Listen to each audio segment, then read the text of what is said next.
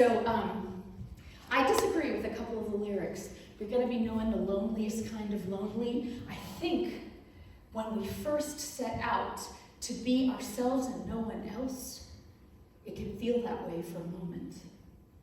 But when we embrace the truth of who we are, we find that we are never alone. And that is the unloneliest kind of unlonely. That is the unloneliest kind of unlonely.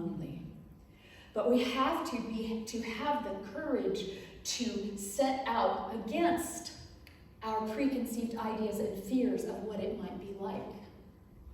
In the same way that many alcoholics who come to AA resign themselves to never have fun again.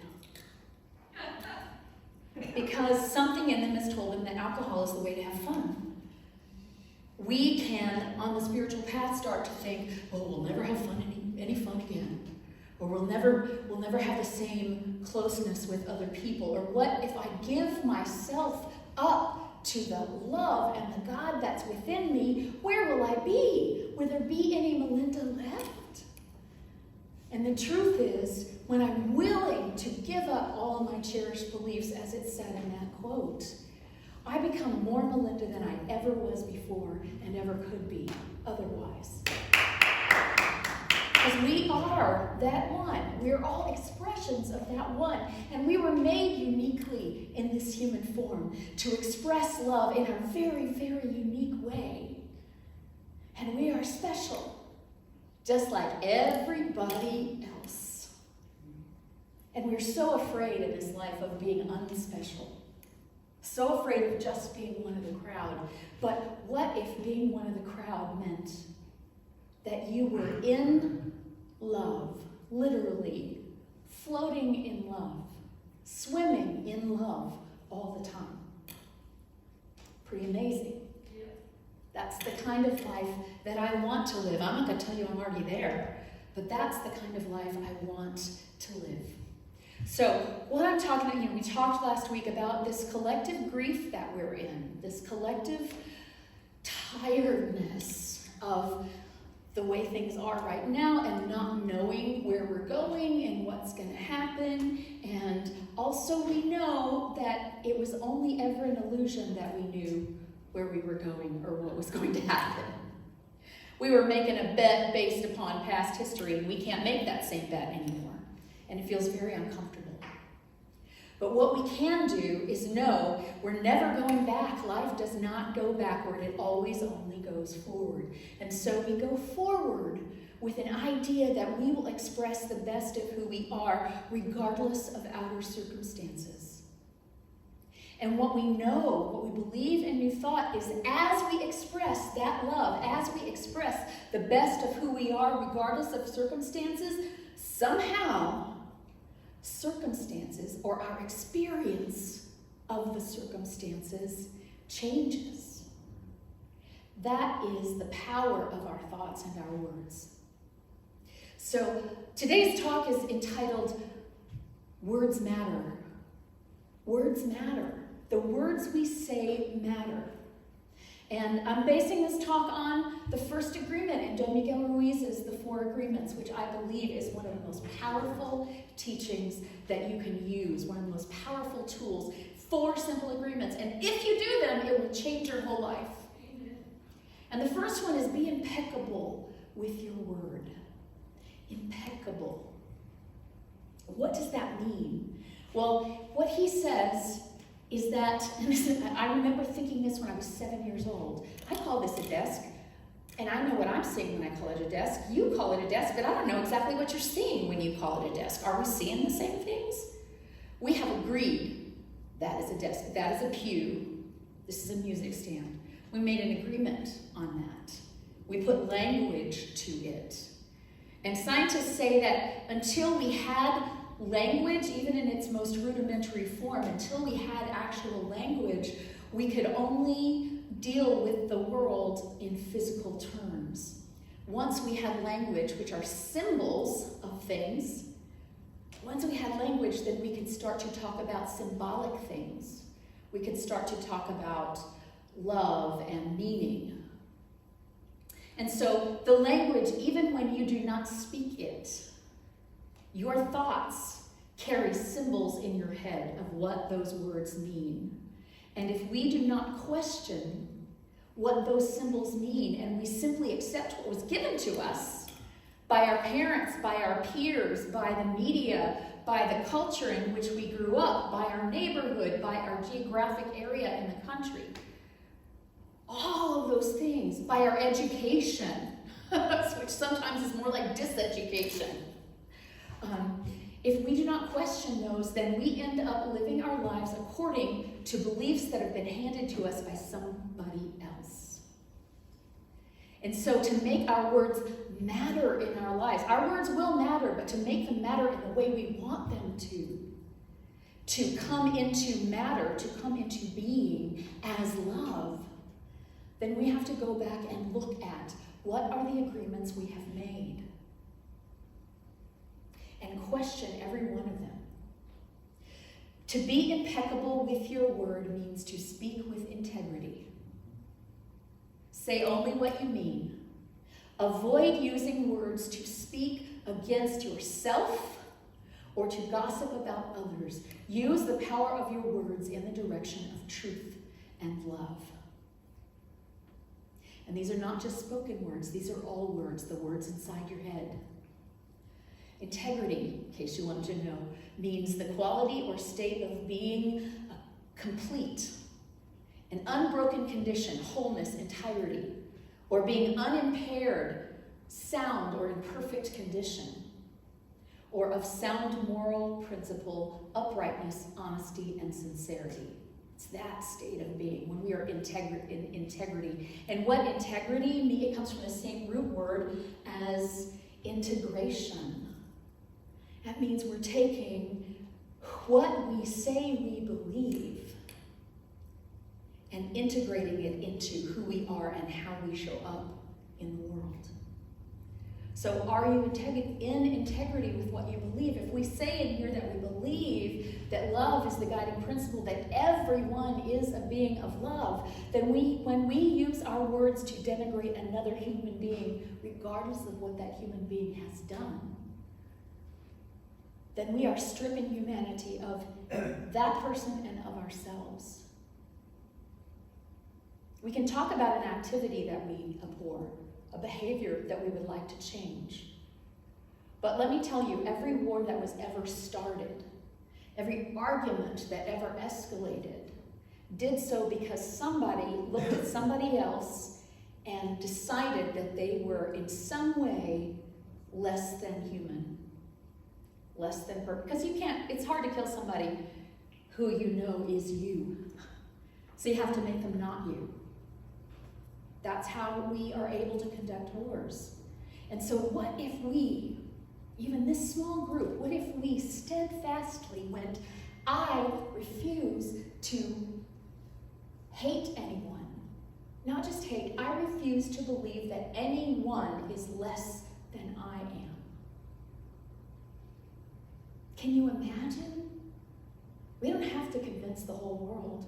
All we need is a tipping point. All we need is enough people to say, I'm sorry, do what you will, but you cannot have my hate.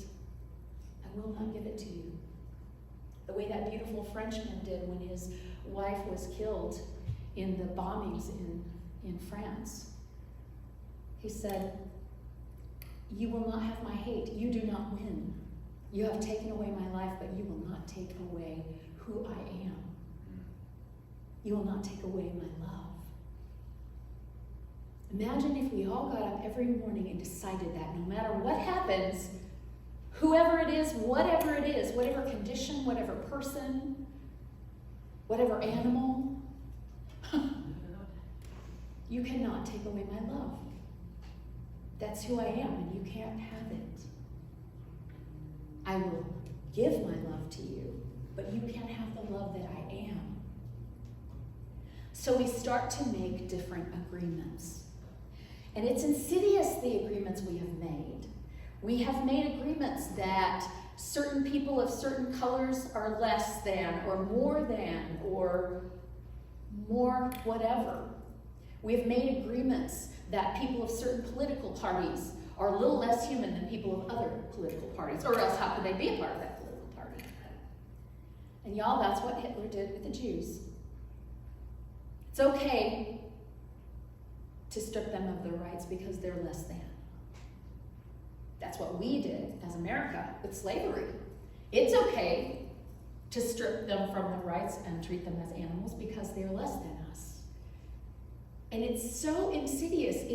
It's something that is already in our DNA, and we have, you might not have those two particular ideas of subhumanness, but who or what in your life do you decide is not worth your love or your attention or your gratitude? You have to ask yourself that, because here's the thing that happened. We received these truths through our parents, through education, through our surroundings. We received these truths, but then we took them on for ourselves. And then we started saying they were the truth, and we started perpetuating it as truth, and we started doing it to ourselves. And here's the thing, y'all, when you're holding everybody else to that high standard, if you do this, you're a little bit less than, then the minute we screw up, we do the same thing to ourselves. You see? We cannot and we do not treat others any differently from how we treat ourselves. Oh, we might buy ourselves things that we wouldn't buy others. But that's not the same.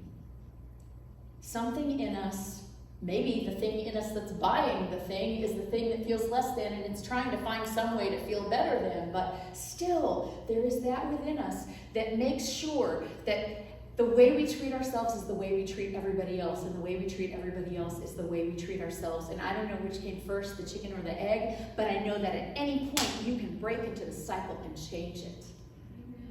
You can break into the cycle and change it. So we received these ideas, we believed them, we took them on as truth, we perpetuated them, we created a life that is consisted of our internal image of ourselves and the external information from the external world, and that's what our life has become.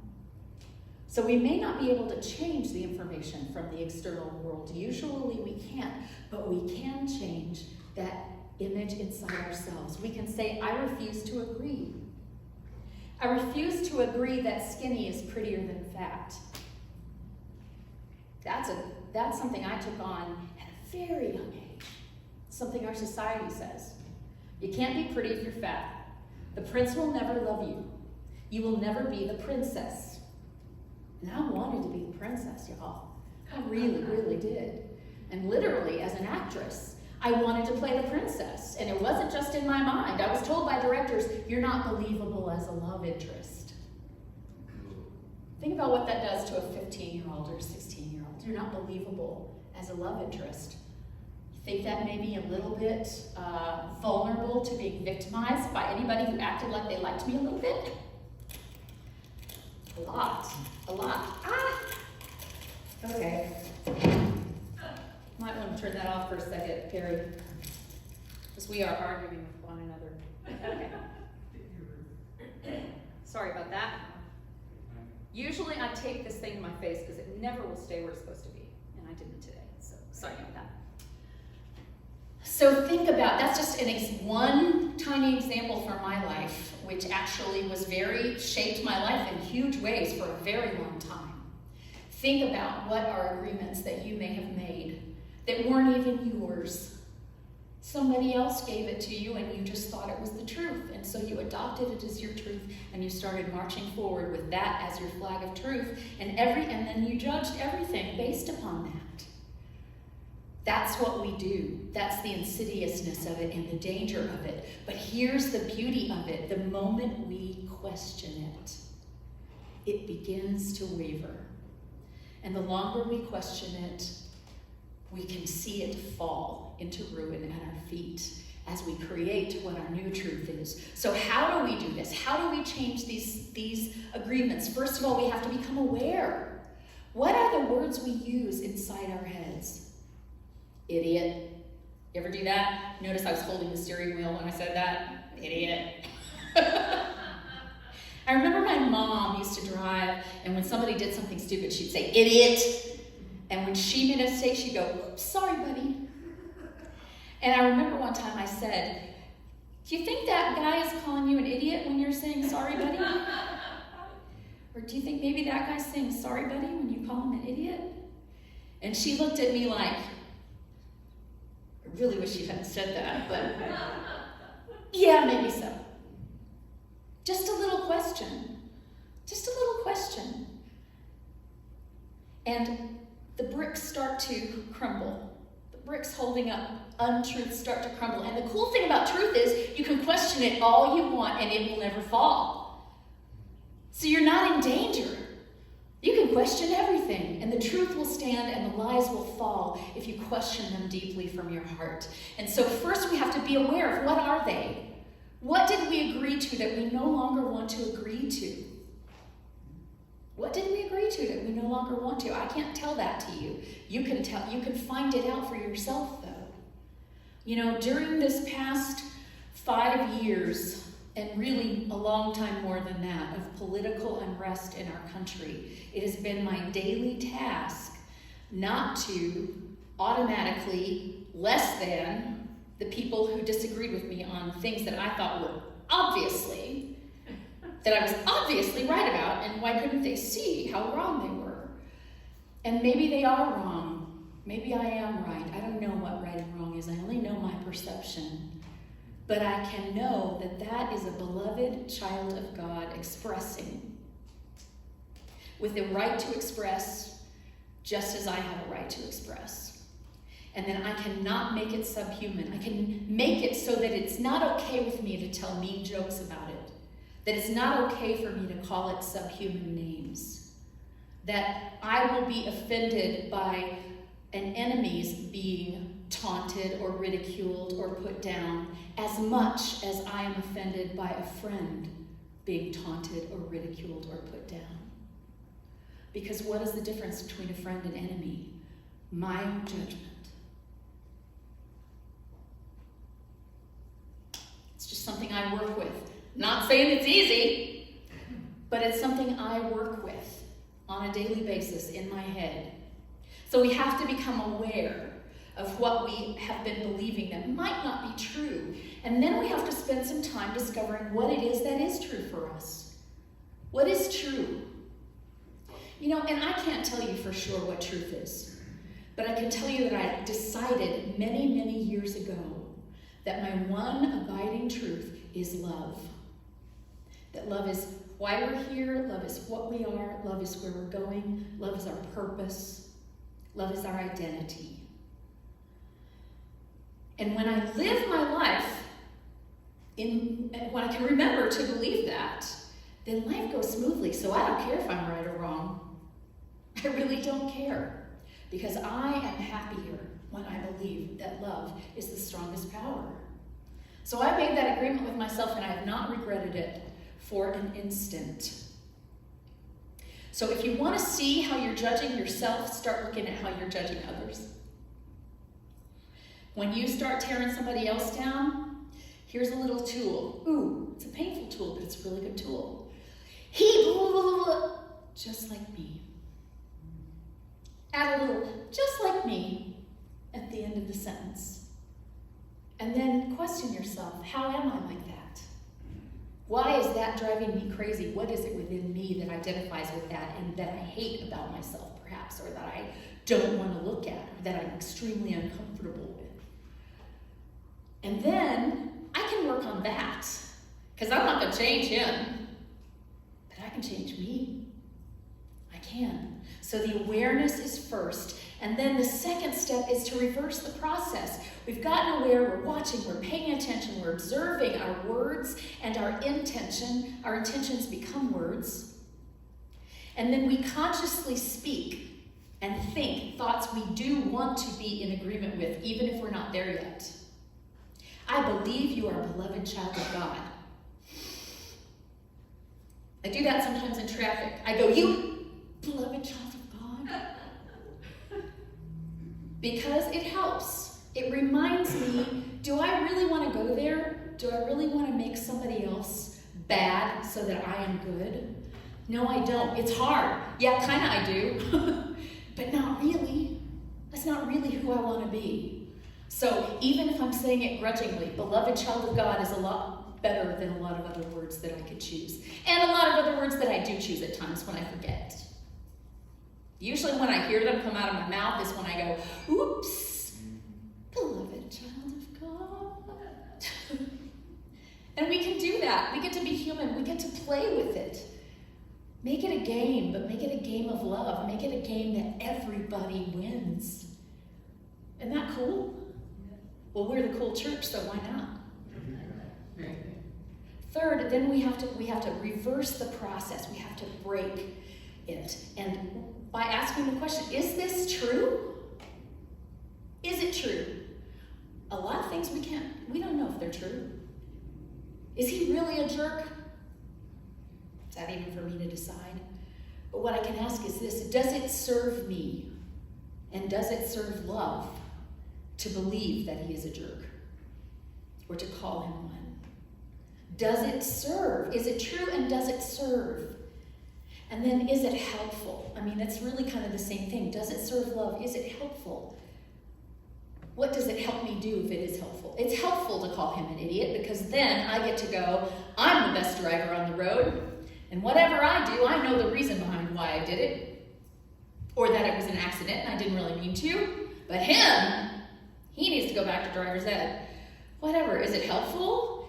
I can't change him. I can change me. So what is it that I'm trying to help in me when I do that? Am I trying to help prop a lie up in my life so I can feel better about myself momentarily?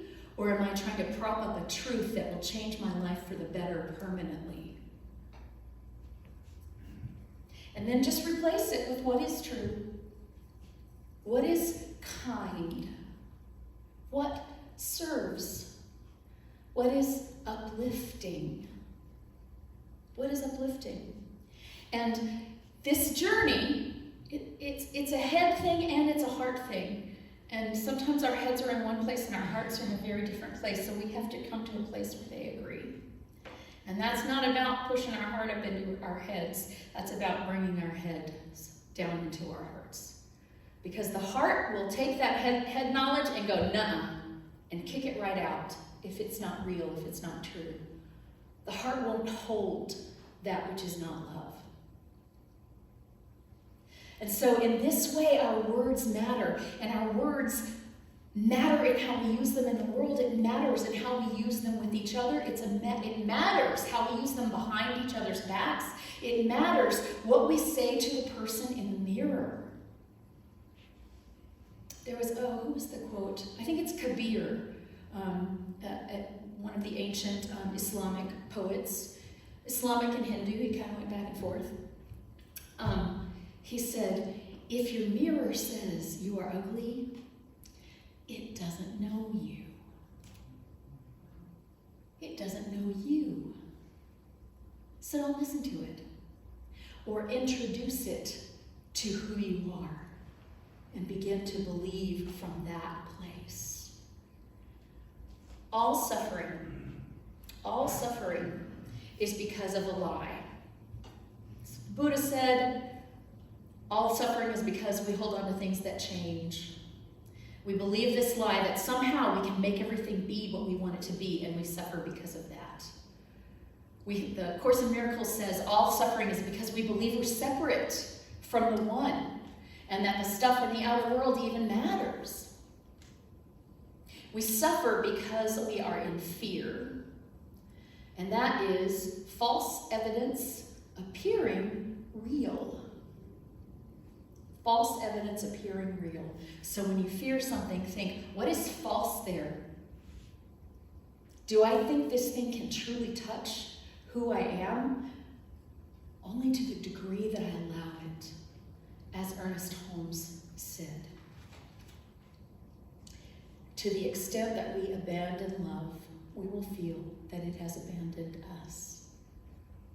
And so in this process of making our words matter for the good, for love, we stop abandoning love. And once we stop abandoning love, we'll never feel abandoned again. That's my belief. I'm not quite there yet. I abandon love sometimes. Some days I abandon it a lot more than other days. But I always, behind that, know I get to start over again. That wasn't my best. What is my best? I can start putting my mind on what is my best. And these are seeds that we sow.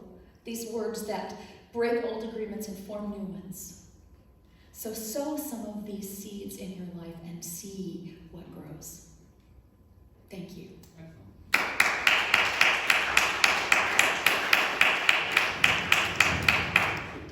So we're going to take that into a short meditation. If you'll just breathe with me.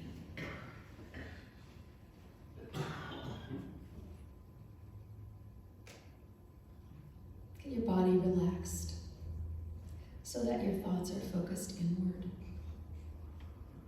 It may help to close your eyes or to fade your vision back a little bit. If your eyes are closed, you might want to focus on this place in between your eyebrows that Hindus call the third eye. The eye that sees what's real rather than the false evidence.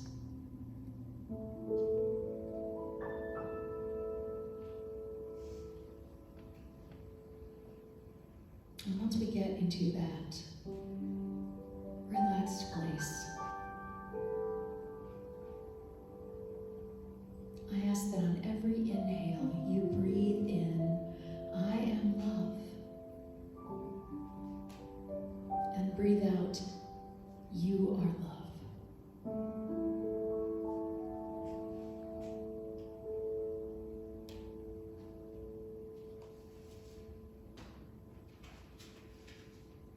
Breathe in, I am love.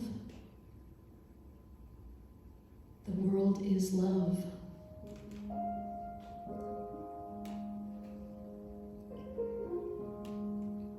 I am love. I choose love.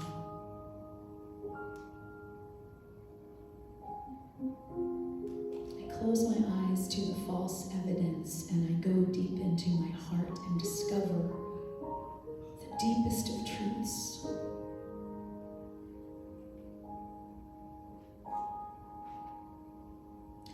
Everything within me that doesn't feel like love is simply a reminder to me that love is needed here, and I can give it.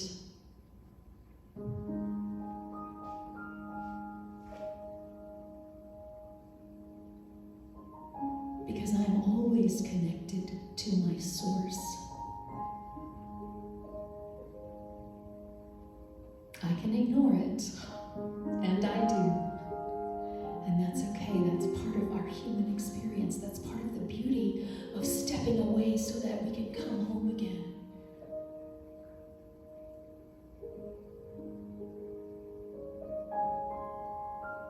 To experience that call for love and then to give it love.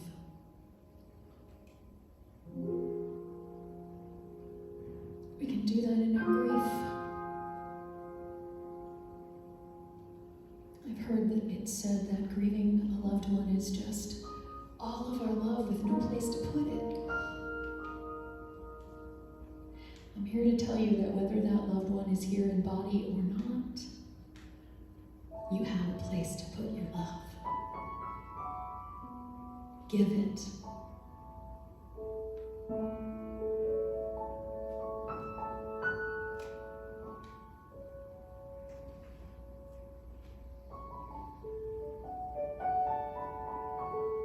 You have the strength because you are the strength. The strength of love is your strength, and there is nothing stronger.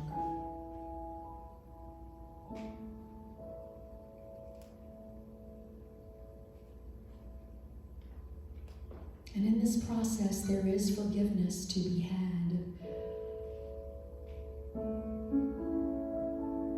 And we can easily forgive ourselves for simply believing something that wasn't true, something that someone told us. It wasn't our fault. There's no blame here.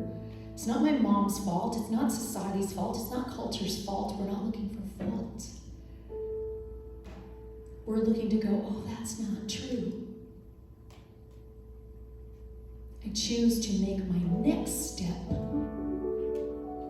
into what is true. I don't have to go back and fix anything back there.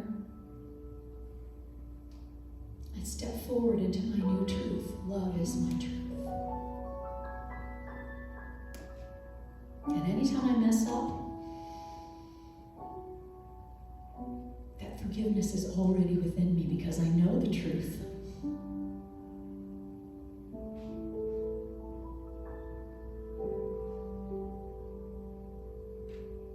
I am love. I give love. I serve love. I live love.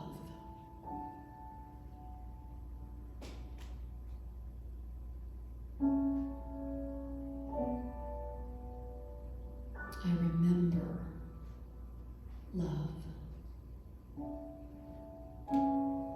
And when I do those things, I see love.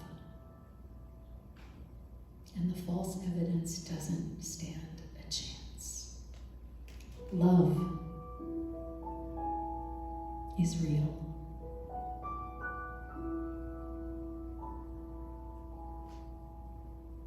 So just breathe into that. 3 deep, slow breaths. Love is real. I am love. I am love. You are love. Love is. Love is. And so it is.